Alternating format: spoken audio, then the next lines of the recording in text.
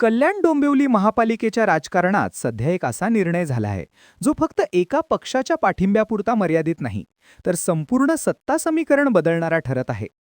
मनसेने शिंदे गटाला दिलेला पाठिंबा हा वरवर पाहता साधा वाटू शकतो, पण यामागे दडलेली रणनीती, राजकीय संकेत आणि भविष्यातील परिणाम समजून घेतले तर हा निर्णय किती महत्त्वाचा आहे हे स्पष्ट होतं.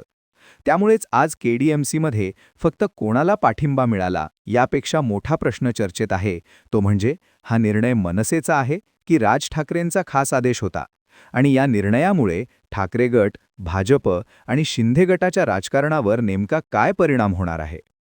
निवडणुकीनंतर केडीएमसीमध्ये जी परिस्थिती निर्माण झाली होती ती अत्यंत अस्थिर होती. अनेक नगरसेवक अचानक गायब होणे, वेगवेगळ्या गटांमध्ये संशयाचं वातावरण, सत्ता स्थापनेसाठी चाललेली आकडेमोड आणि प्रशासन ठप्प होण्याची भीती यामुळे शहरातील राजकारण अडकून पडलं होतं. अशा परिस्थितीत विकासकामं रखडण्याची आणि नागरिकांच्या मूलभूत प्रश्नांकडे दुर्लक्ष होण्याची शक्यता वाढत होती.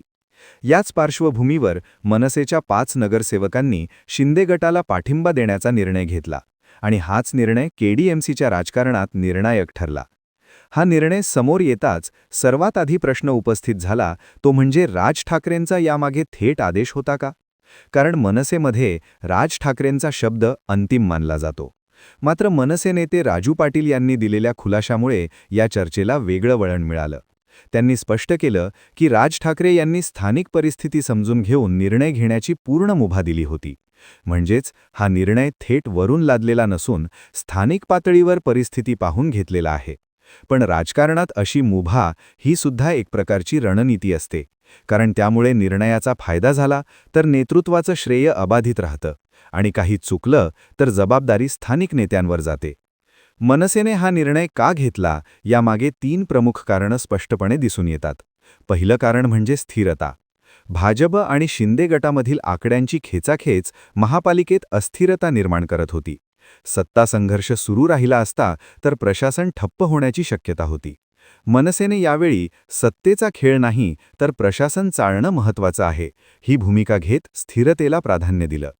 दुसरं कारण म्हणजे सत्तेबाहेर राहूनही प्रभाव टिकवणं. मनसे थेट सत्तेत सहभागी न होता पाठिंबा देऊन प्रशासनावर अधिक प्रभाव टाकू शकते ही व्यावहारिक राजकीय भूमिका त्यांनी घेतली. यामुळे जबाबदारी न घेता निर्णयांवर प्रभाव ठेवण्याची संधी मनसेला मिळते. तिसरं आणि सर्वात महत्त्वाचं कारण म्हणजे ठाकरे गटापासून वेगळी राजकीय ओळख निर्माण करणं. हा निर्णय म्हणजे मनसेचा स्वतंत्र राजकीय मार्ग दाखवणारा आहे, ज्यामुळे ते भावनिक राजकारणापेक्षा व्यावहारिक राजकारण करत असल्याचा संदेश जातो. मनसेच्या या पाठिंब्यामुळे शिंदे गटाची केडीएमसीमधील पकड लक्षणीयरित्या मजबूत झाली आहे. आकड्यांच्या बाबतीत शिंदे गट सुरक्षित झाला असून महापौर पदावर त्यांचा दावा अधिक ठोस झाला आहे.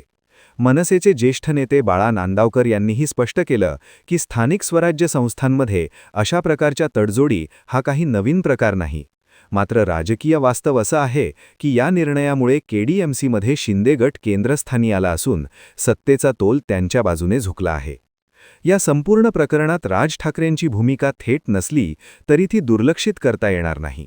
त्यांनी थेट आदेश न देता निर्णय स्वातंत्र्य दिलं, हेच त्यांच्या सायलेंट अप्रूव्हलचं लक्षण मानलं जात आहे. ही एक कमी जोखमीची पण मोठा परिणाम साधणारी रणनीती आहे. यामुळे राज ठाकरे स्वतः वादापासून दूर राहतात, पण मनसेचा प्रभाव मात्र टिकवून ठेवतात. ही शैली भविष्यातील शहरी राजकारणात मनसेसाठी फायदेशीर ठरू शकते. या निर्णयाचा सर्वात मोठा धक्का ठाकरे गटाला बसल्याचं चित्र दिसतंय. केडीएमसीमध्ये ठाकरे गट आधीच अडचणीत असताना मनसेकडून पाठिंब्याची अपेक्षा होती. मात्र मनसेने वेगळा मार्ग निवडल्यामुळे ठाकरे गट राजकीयदृष्ट्या अधिक एकाकी पडल्याचं दिसतंय. यामुळे केवळ केडीएमसी पुरतंच नव्हे तर मुंबई ठाणे पट्ट्यातील आगामी राजकारणावरही परिणाम होण्याची शक्यता आहे. पुढील काळात केडीएमसीमध्ये शिंदे गट स्थिर सत्ता चालवताना दिसेल, मनसे प्रशासनावर दबाव गट म्हणून प्रभाव टाकेल, आणि आगामी महापालिका निवडणुकांसाठी मनसेची प्रॅक्टिकल पॉलिटिक्स अधिक ठळकपणे समोर येईल अशी चिन्हं आहेत. त्यामुळे हा निर्णय केवळ एका महापालिकेपुरता मर्यादित न राहता महाराष्ट्रातील शहरी राजकारणाचा एक महत्त्वाचा ट्रेलर ठरत आहे.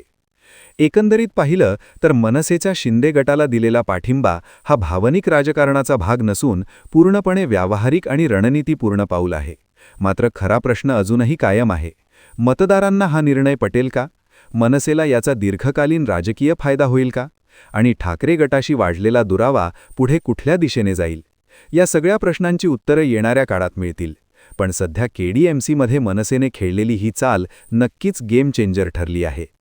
तुमचं मत कमेंटमध्ये नक्की सांगा. मनसेचं पाऊल बरोबर आहे की चूक?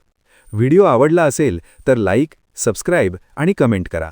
राजकारणातील प्रत्येक मोठी चाल समजून घ्यायची असेल तर चॅनलवर रहा.